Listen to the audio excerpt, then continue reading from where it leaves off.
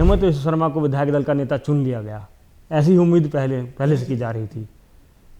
इससे आप आगे का क्या राह देखते हैं, उनकी कितनी मुश्किल राह है उनकी? देखिए 12 मई को हेमंत विश्व शर्मा शपथ लेने वाले हैं और शपथ के बाद उनका दूसरा कार्यकाल शुरू हो जाएगा। जिस तरह से वो अपने पहले कार्यकाल में सफल रहे, वो उम्मीद कर रहे हैं कि दूसरे कार्यकाल में भी उतने ही सफल रहें। और सबसे बड़ी बात है कि बीजेपी का वोट परसेंटेज नहीं घटा है, बीजेपी का वोट परसेंटेज बढ़ा है। तो ये श्रेय हेमंत विश्व शर्मा को जाएगा। क्योंकि हाँ, तो मैं एक भी इसी से जुड़ा एक सवाल ये समझना चाहता हूँ आपसे कि मुस्लिम वोटों का आपने बिहेवियर बताया, वो एक पैटर्न है कि उन्होंने कांग्रेस में ही उम्मीद देखी, हालांकि कांग्रेस को कोई बड़ी सफलता नहीं मिली, लेकिन मुसलमानों के वोट एक तरफा मिले। हिंदू वोट बैंक क्या है, वो बीजेपी के साथ ही जाता, ज़्यादातर वो कांग्रेस के साथ नहीं जाता। नमस्कार, मैं हूं तरुण झा और मेरे साथ हैं मेरे साथी पत्रकार कृष्ण कुमार चौहान। आज हम बात करेंगे असम विधानसभा चुनाव पर। विधानसभा चुनाव के बाद विधायक दल का नेता चुनने की प्रक्रिया पूरी हो गई है। हेमंत विश्व शर्मा पर ही फिर से बीजेपी विधायकों ने विश्वास जताया है। आला कमान का विश्वास उन्हें पहले हासिल है और जनता का विश्वास उन्होंने चुनाव में हासिल कर लिया है।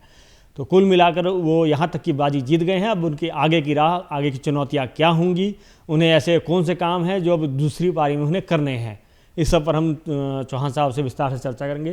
जी चौहान साहब, हेमंत विश्व शर्मा को विधायक दल का नेता चुन लिया गया, ऐसी उम्मीद पहले से की जा रही थी। इससे आप आगे का क्या राह देखते हैं, उनकी कितनी मुश्किल राह है उनकी? जी देखिए 12 मई को हेमंत विश्व शर्मा शपथ लेने वाले हैं और शपथ के बाद उनका दूसरा कार्यकाल शुरू हो जाएगा। जिस तरह से वो अपने पहले कार्यकाल में सफल रहे, वो उम्मीद कर रहे हैं कि दूसरे कार्यकाल में भी उतने ही सफल रहें। जिस तरह का उन्होंने असम के अंदर एनआरसी, सीए, मतलब कई सारी चीज़ें ऐसी की, घुसपैठ को रोकने के काम, बहुत सारी चीज़ें ऐसी की और असम के लोगों से उसने कनेक्ट बढ़ाया, मतलब उनसे कनेक्टिविटी ऐसे कर दी उन्होंने कि असम का कोई भी व्यक्ति उनसे मिल सकता है, बात कर सकता है। उनके कई बार आपने देखा होगा कि कहीं वो जा रहे हैं, बच्चे मिल गए, बच्चों से ही बात करने लगे, हिंदू हो या मुस्लिम हो। मेरा इसी से जुड़ा एक सवाल है, क्या आपके मुताबिक या आपको नहीं कभी महसूस हुआ कि बीजेपी ने चुनाव से पहले इनको चेहरा घोषित नहीं किया, उसके बाद विधायक दल के नेता चुने जाने से पहले तक और भी संभावनाएं बनती थी, हो सकता है किसी और के सिर पे ताज पहनाया जाता या एक नई लीडरशिप को आगे लाया जाता, इस तरह की कोई संभावना आपको बनती नहीं दिखी? नहीं, इसलिए बनती नहीं दिखी, जो उन्होंने 5 साल के अंदर जो काम किया, जो अपने आप को प्रोजेक्ट किया, जो एक फायर ब्रांड नेता की जो छवि बनाई उन्होंने, उस छवि को बीजेपी ने फिर देख लिया कि भाई ये इनसे बड़ा नेता तो फिर असम के अंदर कोई है नहीं। और हाँ, जो वो जीत जो है एक तरफा क्लीन स्वीप करके जीत 82 सीटें 126 में, तो क्लीन स्वीप। और पिछली बार 60 थी, अब 82 हो गई। और सबसे बड़ी बात है कि बीजेपी का वोट परसेंटेज नहीं घटा है, बीजेपी का वोट परसेंटेज बढ़ा है। तो ये श्रेय हेमंत विश्व शर्मा को जाएगा, क्योंकि एंटी इनकम्बेंसी हो सकता है बीजेपी की, मैं उनकी नहीं कह रहा, हेमंत विश्व शर्मा की, बीजेपी की 10 साल में हो सकता है एंटी इनकम्बेंसी हो और उसको हेमंत विश्व शर्मा प्रो इनकम्बेंसी में बदल दिया हो। हाँ, तो खुद को स्थापित कर लिया और उधर बीजेपी का वोट परसेंटेज बढ़ गया, ना कि हेमंत विश्व शर्मा का वोट परसेंट, बीजेपी का वोट परसेंट बढ़ा है। तो बीजेपी के लिए भी फायदा ही हुआ।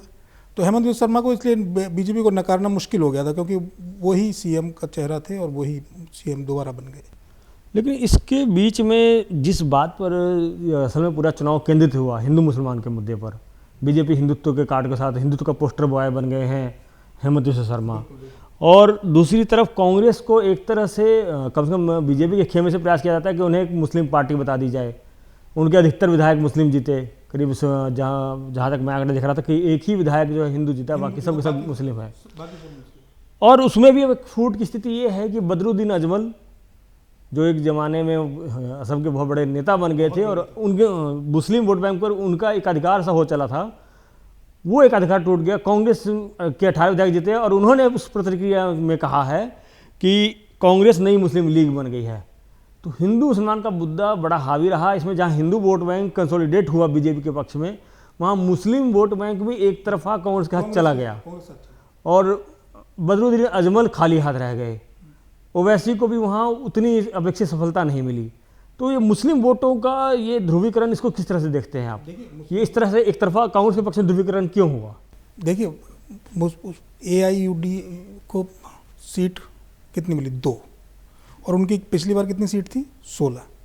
वोट परसेंटेज 14 सीटें उनकी कम हो गई और करीब 3-4% उनका वोट परसेंटेज कम हो गया। अब बदरुद्दीन अजमल को ये टीस है कि भैया जो सारा वोट था वो कांग्रेस की तरफ शिफ्ट हो गया, इनको नहीं मिला, ना एआईएमएम को मिला, तो उनको ना मिलने की वजह से ये शिफ्ट हुआ बदरुद्दीन अजमल की वो कांग्रेस की तरफ। अब कांग्रेस के लिए तो फ़ायदा होगा क्योंकि उनके विधायक कितने जीत का है टोटल 19, और उनमें से एक हिंदू, बाकी 18 मुस्लिम। तो इसलिए वो कह रहे हैं कि ये मुस्लिम लीग बन गई है क्योंकि सारे मुस्लिम वोट उधर चले गए। और इसका एक तरह से ध्रुवीकरण कह सकते हैं ये कि ध्रुवीकरण पूरी तरह मुस्लिम को, और हो सकता है उन लोगों को मुस्लिम को वहाँ लग रहा हो कि भाई कांग्रेस ही जो है जो कुछ कर पाएगी, बाकी तो इस बार विभाजन नहीं हुआ वोटों का। और ड्राइविंग फोर्स नहीं, कांग्रेस के अलावा अगर इसमें देख भी ले तो कोई ड्राइविंग फोर्स नहीं है। ड्राइविंग फोर्स नहीं है। और असम गण परिषद एक पार्टी वहाँ, तो उसको पिछली बार 9 सीट थी, इस बार 10 हो गई उसकी। तो इस हिसाब से देखा जाए तो कांग्रेस के लिए भी कोई ज़्यादा मतलब उसको हिंदू वोट नहीं मिले कांग्रेस को। हाँ, तो मैं एक भी इसी से जुड़ा एक सवाल ये समझना चाहता हूँ आपसे कि मुस्लिम वोटों का आपने बिहेवियर बताया, वो एक पैटर्न है कि उन्होंने कांग्रेस में ही उम्मीद देखी, हालांकि कांग्रेस को कोई बड़ी सहूलत नहीं मिली, लेकिन मुसलमानों के वोट एक तरफा मिले। क्या उसके प्रतिक्रिया में हिंदू वोटों का ध्रुवीकरण हुआ, या हिंदू वोटों का पिछले 2 टर्म से वोटिंग बिहेवियर यही हो गया है? खास तौर पे एक समय में जब बीजेपी सरकार है, उससे पहले कोकराझार जैसे बड़ी हिंसा की घटनाएं हुई, उन सब हिंसा घटनाओं का क्या असर पड़ा है हिंदू वोट बैंक पर? हम आपसे थोड़ा विस्तार से समझना चाहेंगे। हिंदू वोट बैंक क्या है, वो बीजेपी के साथ ही जाता ज़्यादातर, वो कांग्रेस के साथ नहीं जाता इन चुनाव में भी। और पिछले 2 चुनाव से उससे पहले तो कांग्रेस सरकार कांग्रेस सरकार बनाई रही थी, क्योंकि अब क्या है, अब भी बहुत लंबे समय तक सीएम रहे। हाँ, लगातार सीएम रहे, कई बार सीएम रहे। अब लेकिन इस बार उनके बेटे चुनाव हार गए। जो हिंदू वोटर कांग्रेस के खेमे में था वो कांग्रेस से विमुख होकर बीजेपी की तरफ चला गया, क्योंकि वो इसमें ये जो मुस्लिम फैक्टर है, क्या ये ज़्यादा बड़ा फैक्टर है? नहीं, मुस्लिम फैक्टर तो है ही, मुस्लिम फैक्टर ज़्यादा बड़ा फैक्टर इसलिए है क्योंकि कांग्रेस के साथ चला गया सारा। और उन्होंने, मुस्लिमों ने वहाँ सोचा, मेरे हिसाब से जो मैं कह रहा हूँ कि उन्होंने सोचा कि एक ही पार्टी को वोट देंगे, उसकी सीट आएंगी ज़्यादा, तो हो सकता है वो सरकार बना ले। उन्होंने इसीलिए बदरुद्दीन अजमल और एआईएमएम को वोट नहीं करा, इसलिए उनके वोट परसेंटेज भी कम हुआ।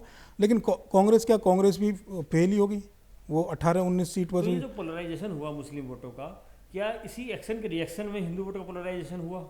नहीं, हिंदू वोट क्या है, हिंदू वोटों को, हिंदुओं को सनातन की एक ही पार्टी उन्होंने नज़र आती है, बीजेपी, और वो चाहते हैं कि उनके लिए भी आज़ादी हो।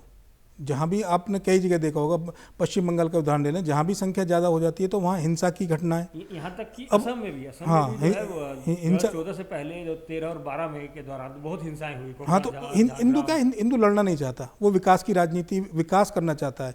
अब बीजेपी विकास की बात करती है, हिंदू को यह है कि भाई शांति से जियो और जीने दो। हमारा तो परम वाक्य है कि जीवों पर दया करो। तो हिंसा से बचना, वो बहुत सारी चीज़ें, उसमें बहुत सारे फैक्टर है। फिर अच्छा, इसमें जो शास्त्र में मुस्लिम, जहाँ से मुद्दा हिंदू मुस्लिम का मुद्दा असम में मोटे मोटे तौर पर शुरू हुआ, वो हुआ था कि जो घुसपैठिए बड़े पैमाने पर आ गए थे और उन्होंने कोकराझार में और झागरा में हिंसा की थी, उससे मुद्दा बढ़ा था। तो आपको लगता है कि घुसपैठ पिछले 10 वर्षों में बीजेपी के लिए दुधारू मुद्दा रहा, बीजेपी को इस मुद्दे से भरपूर वोट मिले हैं, लेकिन अब उन्हें इसके बदले में रिजल्ट डिलीवर करना है, घुसपैठ पर निर्णायक कदम उठाना है, क्योंकि अब 2 टर्म से ऊपर हो गए, अब तीसरे टर्म में तो उन्हें दिखाना पड़ेगा इस मुद्दे पर। सीए है, एनआरसी है, घुसपैठ का मुद्दा है, अवैध बांग्लादेशियों का जो है प्रदेश में आना जाना, इन सब पर बीजेपी कैसे टैकल करेगी? देखिए, हेमंत विश्व शर्मा ने चुनाव के दौरान ही कह दिया था कि मुझे उन लोगों का वोट नहीं चाहिए। फिर उनसे दोबारा इसी क्वेश्चन को पूछा गया, उन्होंने कहा जो घुसपैठी हैं, जो बाहर से आ रहे हैं, मैंने उनके लिए कहा है मुझे उनका वोट नहीं चाहिए। तो इससे एक बात तो क्लियर हो गई कि हेमंत विश्व शर्मा चाहते हैं कि भैया प्रदेश में कोई बाहर का घुसपैठी ना आए। तो एक मुद्दा तो उन्होंने क्लियर कर दिया, इस पर वो काम करेंगे।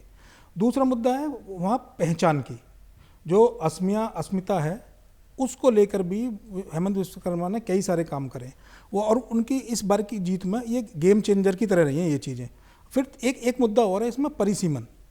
अगर आप परिसीमन को देखेंगे, जो 2023 में परिसीमन हुआ, उस परिसीमन के बाद भी बीजेपी को फ़ायदा होता हुआ नज़र आ रहा है, क्योंकि परिसीमन कुछ इस तरह से किया गया कि जो वोट हैं वो सब में बट जाएँ, और जो कुछ सीट ऐसी हैं कि वो बहुल हो गई, एक समुदाय के बहुल हो गई, तो वहाँ का जो कैंडिडेट है वो जीतेगा ही जीतेगा। तो इस तरह से सीटों का परिसीमन हुआ। इस चीज़ का भी बीजेपी को इसमें मुझे नाम ध्यान नहीं आ रहा, पर इसमें किसी का बयान था, ये जो 18 मुस्लिम विधायक कांग्रेस से जीते हैं, तो उन्होंने बताया कि बीजेपी पर आरोप लगाया कि ये जो परिसीमन किया गया है ये इस तरह से किया गया है कि उन सीटों से इनकी बहुतायत संख्या हो जाए और मुस्लिम ही जीते, और जब मुस्लिम जीत जाए तो कांग्रेस को मुस्लिम पार्टी बताकर हिंदुओं में जो है इसका लाभ लेने का प्रयास किया जाए। अब कुछ हद तक तो ऐसा ही नज़र आ रहा है, जो रिजल्ट में तो यही नज़र आ रहा है। कांग्रेस के देखो 19 विधायक जीते हैं, 19 में से एक ही हिंदू है, बाकी सारे मुस्लिम है, तो कुछ हद तक तो अपने आप में ये क्योंकि बहुत जो है नकारात्मक विचार बनाता है। हाँ, कांग्रेस की छवि नकारात्मक बनाता है हिंदुओं के बीच में। हिंदुओं को भी ये आंकड़ा देखकर लगेगा कि कांग्रेस उनकी पार्टी ही नहीं रही। कांग्रेस उनकी पार्टी ही नहीं रही, और इसका असर भी अब कई और प्रदेशों में भी दिख रहा है। अब उत्तर प्रदेश में ही लगा लीजिए, इसका असर उत्तर प्रदेश में भी दिख रहा है। जब कांग्रेस को एक मुस्लिम लीग कह दिया गया तो उसी छवि को तोड़ने में अखिलेश यादव लगे हुए हैं। अखिलेश यादव अपने क्षेत्र में मंदिर बना रहे हैं और धार्मिक अनुष्ठान कार्यक्रमों में वो शामिल हो रहे हैं, तो वो अखिलेश यादव ये छवि अब तो उन्होंने इतना तक कह दिया कि पंडित जो कहेंगे वो ऐसे ही करेंगे, वैसे ही करें। तो अब वो नहीं चाहते, क्योंकि एक जमाने में तो ब्राह्मणों के सरनेम से बुलाया करते थे पत्रकारों को। यही तो दिक्कत है। अब इस रिजल्ट को देख के उन्हें समझ में आ गया कि अगर ऐसा हो गया तो कुछ ही सीटें आ पाएंगी। इस सब के बीच एक जो बड़ी उम्मीद थी, गौरव गोगोई युवा चेहरा हैं, राजनीति विरासत में मिली, एक बड़ी लंबी बहुत लंबी मिली है, बड़ी। उस लिहाज से वो बुरी तरह विफल हुए, अपनी सीट भी लूज कर गए और कांग्रेस को भी किसी एक सिरे तक ला नहीं पाए। गौरव गोगोई की विफलता का क्या कारण लगता है? देखिए, गौरव गोगोई की विफलता का कई सारे कारण हैं। एक तो कांग्रेस का जो नीचे का संगठन है वो इतना मजबूत नहीं है। कांग्रेस अपने संगठन को लेकर उतना काम नहीं करती। फिर कांग्रेस ने जो मुद्दे थे उनको सही से नहीं उठाया, किसी भी मुद्दे को। वो एक ऐसा मुद्दा लेके आ गए पवन खेड़ा के, हाँ, hit and run, Pawan Khera के जरिए एक ऐसा मुद्दा, वो तो फाउल प्ले, हाँ, तो असम में प्लांट किया गया कि वो मुद्दा ही फेल हो गया, और ऐसा फेल हुआ कि खिल्ली उड़ गई और पवन खेड़ा भागते हुए नजर आए और अभी तक भाग रहे हैं। कभी सुप्रीम कोर्ट जा रहे हैं, कभी हाई कोर्ट जा रहे हैं, जमानत ले रहे हैं। तो कांग्रेस उन मुद्दों को हिट नहीं कर पाई जो मुद्दे वाकई में हिट करने लायक थे। जैसे डीबीटी का मुद्दा है, वहाँ डायरेक्ट वो मिलती है, सब्सिडी मिलती है, तो ऐसे उन मुद्दों को उठाना था। अपने घोषणा पत्र में ऐसी चीज़ें देनी थी जो हेमंत विश्वकर्मा को डायरेक्ट अटैक करती कि उन्होंने ये किया तो हम ये करेंगे। वो विकास वाली बात या और कुछ नहीं कर पाया, बस वो ऐसा मुद्दा लाया जो हिट एंड रन वाला था और वो फेल हो गया। बीजेपी को जहाँ चुनाव में वॉकओवर मिला है, वहाँ चुनाव के बाद भी बीजेपी को वॉकओवर ही दिख रहा है, क्योंकि विपक्ष का कोई बहुत बड़ा नेता जो है विपक्ष में नहीं है जो उनका विरोध करता हुआ या बराबर की टक्कर देता हुआ पाया जाएगा। ये अपने आप में जो है हेमंत बिस्वा शर्मा के लिए एक वॉकओवर है। नहीं, हेमंत बिस्वा शर्मा का वॉकओवर है, और गोगोई भी चुनाव हार गए, वो ही जीत जाते, विपक्ष का एक बड़ा चेहरा हो जाते वहाँ। हाँ, आमने सामने की टक्कर रहती तो वो थोड़ा, भाई विपक्ष, मजबूत विपक्ष होना भी देश में बहुत ज़्यादा जरूरी है। मुद्दों को उठाना, पब्लिक की बात करना। अब कुछ ऐसे मुद्दे होते हैं कि उन मुद्दों को विपक्षी उठा सकता है, जो विपक्षी नहीं होगा, अब कमज़ोर विपक्ष होगा तो मुद्दा उठेगा ही नहीं।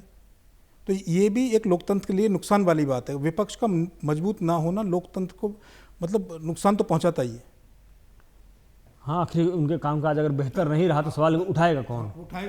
अब आम पब्लिक कितने सवाल उठाएगी, कितनी बार कोर्ट जाएगी? विपक्ष तो एक, अभी राजनीति करनी है उसे, वो मुद्दे उठाने। बिल्कुल।